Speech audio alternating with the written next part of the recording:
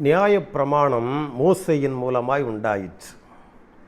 சத்தியமும் கிருபையும் இயேசு கிறிஸ்துவின் மூலமாக உண்டாயிற்று. நியாயப்பிரமாணம் சத்தியத்திற்கு எதிராக செயல்படும், சத்தியம் நியாயப்பிரமாணத்திற்கு எதிராக செயல்படும். ஒரு விஷயம் சத்தியமாக இருந்தால் கட்டளைகளால் அவைகள் தடுக்கப்படும். இப்பொழுது குறி கேட்காதே, நாள் பார்க்காதே, இப்படியெல்லாம் சொல்லப்பட்டிருக்கிறது.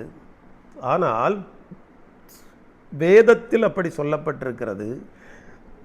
குறியும் நாள் பார்க்கிறதெல்லாம், ஆனால் இவைகள் சத்தியமானவைகள். சத்தியமானவைகள் கட்டளைகளால் தடுக்கப்பட்டிருக்கிறது. கட்டளைகள் தான் இவையெல்லாம் தடுக்கிறது. ஆனால் சத்தியம் சத்தியமே. சத்தியத்தை வெளிப்படுத்த வேண்டுமானால் இந்த கட்டளைகள், சொல்லப்பட்ட கட்டளைகளை எல்லாம் உடைக்க வேண்டும். கட்டளைகள் இருக்கும் வரை சத்தியம் வெளிப்படாது, கிருபையை வெளிப்படுத்த முடியாது. கிருபையை வெளிப்படுத்த முடியாவிட்டால் கிருபாசனம் இருந்து எதற்கு? தேவாலயத்தில் கிருபாசனம் இருக்கிறதே, 2 கேருபீன்கள் ஒன்றை ஒன்றை பார்த்து கொண்டு நியாயப்பிரமாண பெட்டியின் மேல் அது இருக்கிறதே, தூப கலசங்கள் மட்டுமே அதற்குள் செல்லுபடியாகும். அங்கே விளக்கேற்ற முடியாது. அப்போது இது எதுக்கு இருக்கிறது என்றால் இந்த இடத்தில்தான் நாம் நிற்கிறோம். நியாயப்பிரமாணம் நிற்பது வரை அங்கே ஒரு திரைச்சீலை போடப்பட்டிருக்கிறது. கிருபை வெளிப்பட முடியாது. இதனால்தான் அங்கு ஒரு விறகு பிறக்கிய ஒருவரே கல்லால் எறிந்து கொல்லுகிறார்கள். ஆகான் என்பவன் ஒரு எரிகோ கோட்டை இடிக்கப்படும் போது அதில் அவன் ஆசைப்பட்ட ஒரு பொருளை எடுக்கிறான். ஆனால் அது அழிக்கப்படுகிறது. கட்டளைகளால் தடுக்கப்பட்டிருக்கிறது. சில பொருளை உபயோகப்படுத்த முடியாது. அங்கே அவனும் சீட்டு போட்டு அவன் பேர் விழுந்து அவனை கொல்லுகிறார்கள். இப்படி கட்டளைகள் மனசாட்சிக்கு எதிராக, மனிதாபிமானத்திற்கு எதிராக செயல்பட்டு கொண்டிருக்கிறது.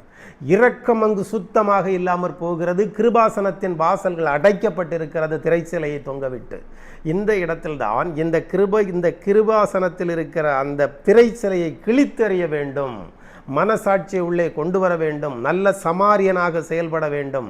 சமாரியன் எவ்வளவு செய்தாலும் அவனை தொடக்கூடாது. அது தீட்டு, அங்கே போகக்கூடாது. அடுத்தவன் உள்ளே வரக்கூடாது. கோயிலுக்கு வெளியில் இருக்கிற எவர்களும் கோயிலுக்குள் வரக்கூடாது என்று அந்த திரைச்சிலையை போட்டு மறைத்து வைத்திருக்கிறார்கள். அங்கு இரக்கங்கள் செயல்படவில்லை, கட்டளைகள் மட்டுமே செயல்பட்டு கொண்டிருக்கிறது. இந்த கட்டளைகளை எல்லாம் இந்த 7 ஆவிகள் என்று சொல்லப்படுகிற 7 விளக்குகள் அந்த ஆலயத்திற்குள் இருந்து இரவு கண்விழித்து அதை எரிய செய்ய வைக்கிற அந்த 7 விளக்குகளும் ஆட்சி செய்து கொண்டிருக்கிறது. இந்த ஆட்சி செய்து கொண்டிருக்கிற காலத்தில் கட்டளைகள் தடையாக இருக்கிறது. வானசாஸ்திர வழியாக அதை எவைகளையுமே அறியக்கூடாது என்று கட்டளை. ஆனால் வானசாஸ்திரம் உண்மையே. வானசாஸ்திரிகள் அவரை தேடி வருகிறார்கள். வேதபாரகரும் மூப்பர்களும் இங்கே இருக்கிற ஜனத்தின் தலைவர்கள் எல்லாரும் கூடி ஒருவருக்கு 2 கூட்டமும் கூடியிருக்கிறது. இங்கே சத்தியம் வெளிப்படுகிறது, கட்டளைகள் புறக்கணிக்கப்படுகிறது. கட்டளைகளை எப்படி புறக்கணிக்கிறார் பவுல் இதை எழுதும்போது? கட்டளைகளாலும் நியாயங்களாலும் நமக்கு எதிரடையாக இருந்த கையெழுத்தை எடுத்து குலைத்து நடுவில் இராதபடிக்கு அதன் அதிகாரங்களையும் அதன் துரைத்தனங்களையும் உரிந்து கொண்டு சிலுவையின் மேல் ஆணியடித்து வெற்றி சிறந்தார். இனி ஒருவனும் கட்டளைகளினால் உங்களை அடிமைப்படுத்த விடாதிருங்கள். தொடாதே, தீண்டாதே, ருசிபா, இப்படிப்பட்டவைகளெல்லாம் இனி இல்லை. இந்த பிரபஞ்சம் முழுவதும் நியாயப்பிரமாணத்தின் கட்டளைகள் கீழாக்கப்பட்டு சத்தியங்கள் வெளியாக்கப்பட்டு விட்டன. எல்லா சபைகளின் மூலமாகவும் சகலவிதமான சத்தியங்களும் சபையின் மூலமாய் தெரிய வரும் பொருட்டு இப்படி செய்தார் என்பதாக அங்கே எழுத வச்சிருக்கிறது. எந்த சபைகளிலும் இப்பொழுது சத்தியம் சொல்லப்படக்கூடாது. ஒரு மார்க்கத்திற்கு ஒரு விதி இருக்கிறது. அந்த மார்க்கத்திற்கு ஒரு கோட்பாடு இருக்கிறது. அந்த கோட்பாடுக்கு உட்பட்டு தான் நீங்கள் பிரசங்கம் எதுவும் செய்ய முடியுமே தவிர சத்தியத்தை பேச முடியாது. சத்தியம் உலகம் முழுவதுக்கும் உள்ளதே தவிர ஒரு மார்க்கத்துக்கு உட்பட்டது கிடையாது என்கிறதையும் நன்றாக தெரிந்து கொள்ள வேண்டும். அப்படியானால் சத்தியமானது என்ன? ஒரு புறமாக அது செயல்படாது. புறஜாதிகள் என்று இருக்கிறவர்களையும் தேவாலயத்திற்குள் கொண்டு வந்துவிடும். எப்பொழுது இந்த சட்டங்கள், அதிகாரங்கள், துரைத்தனங்கள் எல்லாவற்றையும் அவர் எடுத்து சிலுவையில் அடித்து வெற்றி சிறந்த மாத்திரத்தில் தேவாலயத்தின் திரை சிலை மேலிருந்து கீழ்வரை 2ஆக கிழிந்தது. இனி எல்லா பேருக்கும் கிருபை உண்டு. இனி புறஜாதி என்றும் இல்லை, அகஜாதி என்றும் இல்லை, ஆண் என்றும் இல்லை, பெண் என்றும் இல்லை, கிரேக்கன் என்றும் இல்லை, யூதன் என்றும் இல்லை. யார் என்று தெய்வத்துக்கு முன்பாக எல்லாம் சமம். அவர் எப்பொழுது தேவாலயத்தின் திரைச்சிலை கிழிந்ததோ அதோடு எல்லாம் சமமாக மாற்றப்பட்டு விட்டது. எல்லாவற்றையும் உரிந்து கொண்டார். இனி இதை செய்யாதே, அதை செய்யாதே, இதை பண்ணாதே, அதை பண்ணாதே என்றெல்லாம் இனி கட்டளையிட முடியாது. இனி சத்தியமும் கிருபையுமே தான். ஜீசஸ் மூலமாக வெளிப்பட்டது சத்தியம். சத்தியம் எதுவாக இருந்தாலும் அதுவே சத்தியம். கிருபை, இந்த சட்டத்திட்டங்கள், இவர் வரக்கூடாது, அவர் வரக்கூடாது, கழுத்தில் இருந்ததை எடுத்து போட்டால் தான் ஞானஸ்தானம் தருவேன், வெள்ளை உடை அணிந்தால் தான் ஞானஸ்தானம் தருவேன் என்று நீங்கள் நடுவில் நின்று தடையாக இருந்தால் அழிக்கப்படுகிறது. தேவராஜ்யத்திற்கு போக முடியாத குற்றத்திற்கு நீங்கள் ஆளாவீர்கள்.